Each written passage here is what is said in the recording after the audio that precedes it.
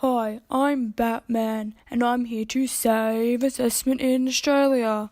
But to do that, I need some information on this issue. Shannon, Yes, what are your beliefs and values on assessment? I firmly believe that assessment is critical in the learning process as it means that teachers and students can use all forms of assessment tools to measure and create goals. In saying that, assessment is critical and useful if it is being used in the right way.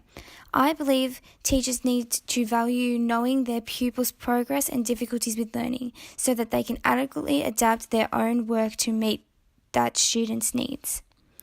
And how did you come to believe that?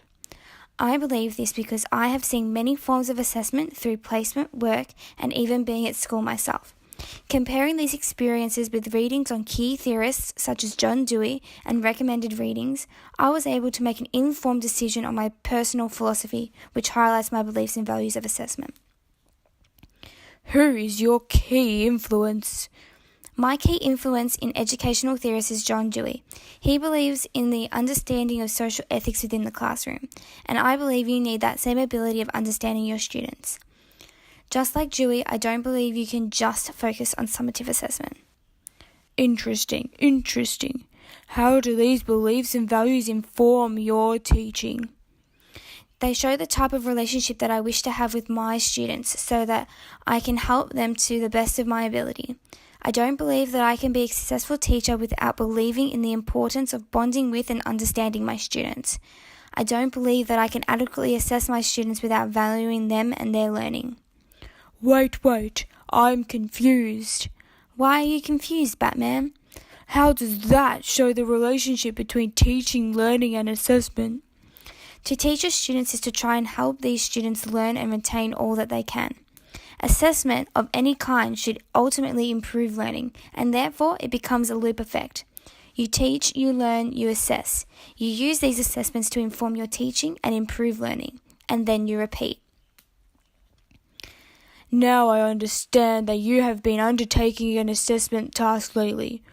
What surprised you about assessment in Australia?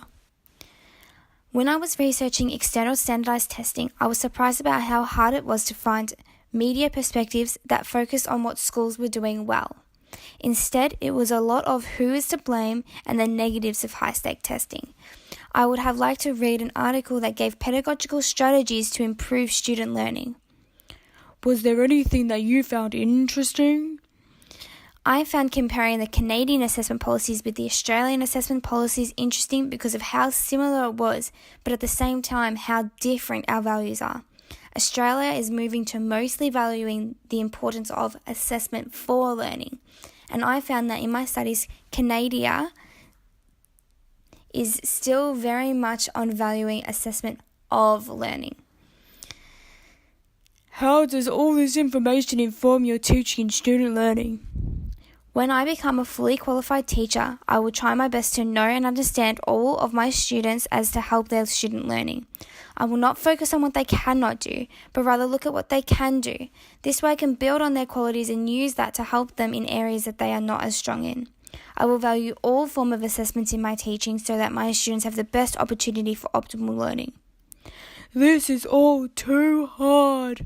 I think I need to leave teaching and assessment to the professionals.